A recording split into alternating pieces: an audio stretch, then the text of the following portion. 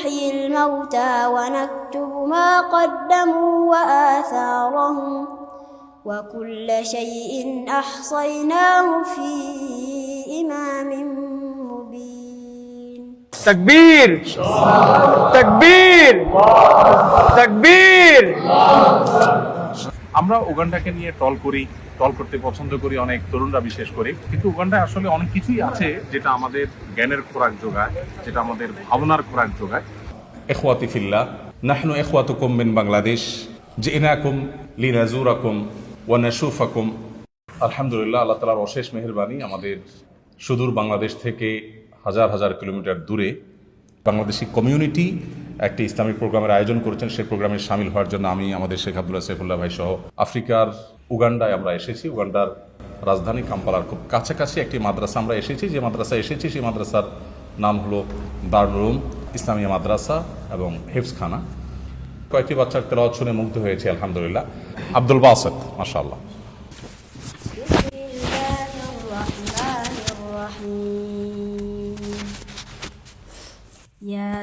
ياسين والقرآن الحكيم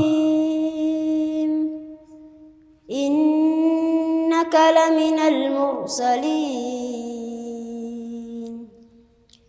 على صراط مستقيم تنزيل العزيز الرحيم لتنذر قوما ما أنذر آباؤهم فهم غافلون لقد حق القول على أكثرهم فهم لا يؤمنون إنا جعلنا في أعناقهم أغلالا فهي إلى الأذقان فهم مقمحون وجعلنا من بين أيديهم سدا ومن خلفهم سدا فأغشيناهم فهم لا يبصرون وسواء عليهم أأنذرتهم أم لم تنذرهم لا يؤمنون إنما تنذر من اتبع الذكر وخشي الرحمن بالغيب فبشره بمغفرة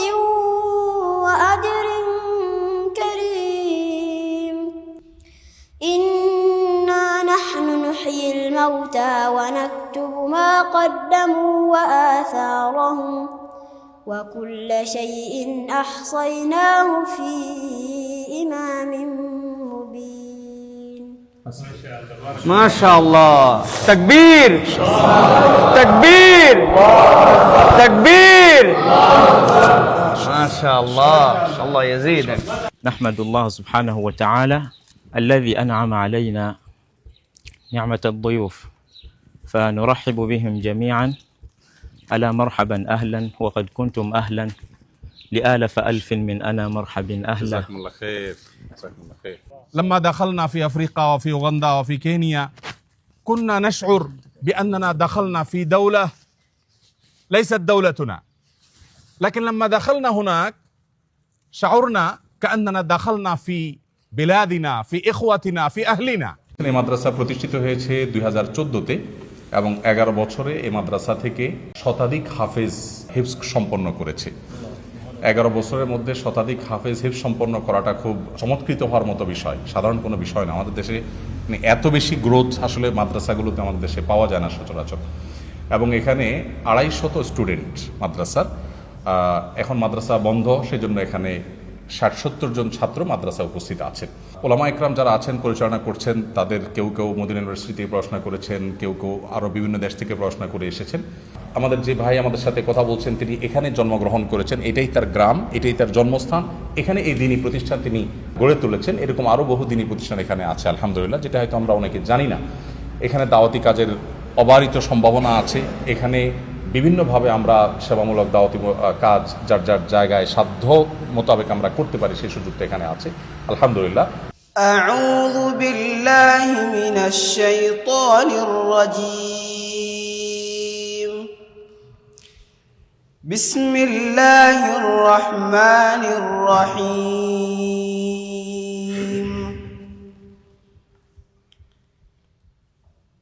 الذين جعلوا القرآن عضين فوربك لنسألنهم أجمعين عما كانوا يعملون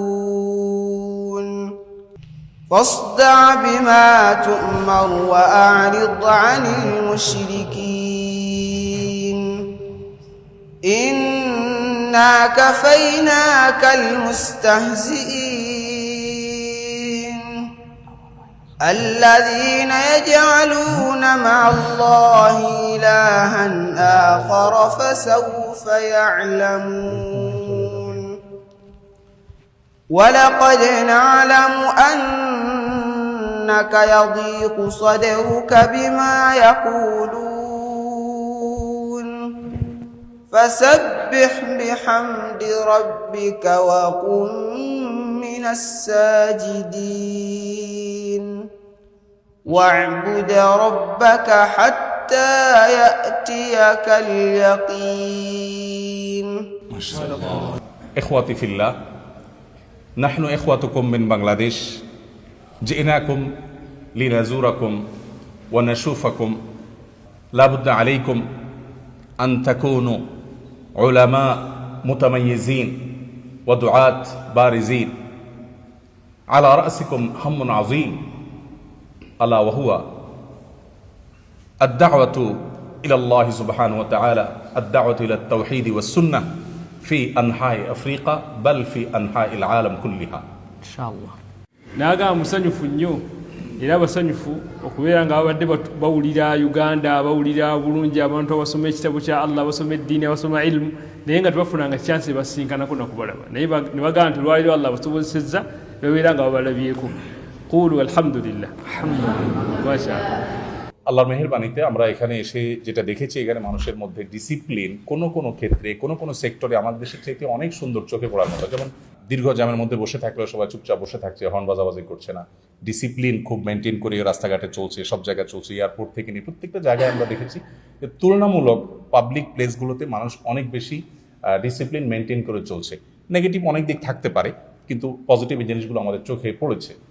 আমরা একটা জিনিস দেখেছি খুবই গুরুত্বপূর্ণ, আমাদের দেশে নির্বাচনী পোস্টারে বা রাজনৈতিক প্রচারণায়, এমনকি ধর্মীয় প্রচারণায়, ওয়াজ মাহফিলের পোস্টার ইত্যাদি দিয়ে যত্রতত্র আমরা ছেয়ে ফেলি। এখানে আমরা দেখেছি যে সামনে নির্বাচন, যারা ইলেকশন করবেন তারা তাদের ছবি সম্বলিত পোস্টার নির্দিষ্ট জায়গায় তারা সেটে রাখছেন এবং খুবই গোছানো এবং ওয়েল প্ল্যানেড, সোজা কথা, যেটা মুগ্ধ করবার মতো। এবং আরও অনেক জিনিস আছে যে জিনিসগুলো আসলে চোখে পড়ার মতো এবং মুগ্ধ হওয়ার মতো। এখানে মুসলমান যারা আছেন তাদের সংখ্যা প্রায় 30%-এর বেশি মুসলমান এদেশের স্থানীয় আছেন। আমাদের যে ভাই আমাদের সাথে কথা বলছেন তিনি এখানে জন্মগ্রহণ করেছেন, এটাই তার গ্রাম, এটাই তার জন্মস্থান। এখানে বিভিন্নভাবে আমরা সেবামূলক দাওয়াতি কাজ যার যার জায়গায় সাধ্য মোতাবেক আমরা করতে পারি সেই সুযোগটা এখানে আছে আলহামদুলিল্লাহ। তো বারবার করে তিনি আমরা যারা এসেছি আমাদেরকে ওয়েলকাম করছেন, ধন্যবাদ জানাচ্ছেন, শুকরিয়া জ্ঞাপন করছেন। এ হলো মোটামুটি তিনি যা বলেছেন তার সারসংক্ষেপ। পাশাপাশি আমি আরো কিছু কথা অ্যাড করে আপনাদের সামনে পেশ করলাম। জাযাকুমুল্লাহ খাইর, বারাকাল্লাহু ফিকুম। আস-সুন্নাহ ফাউন্ডেশন, উম্মার স্বার্থে সুন্নাহর সাথে।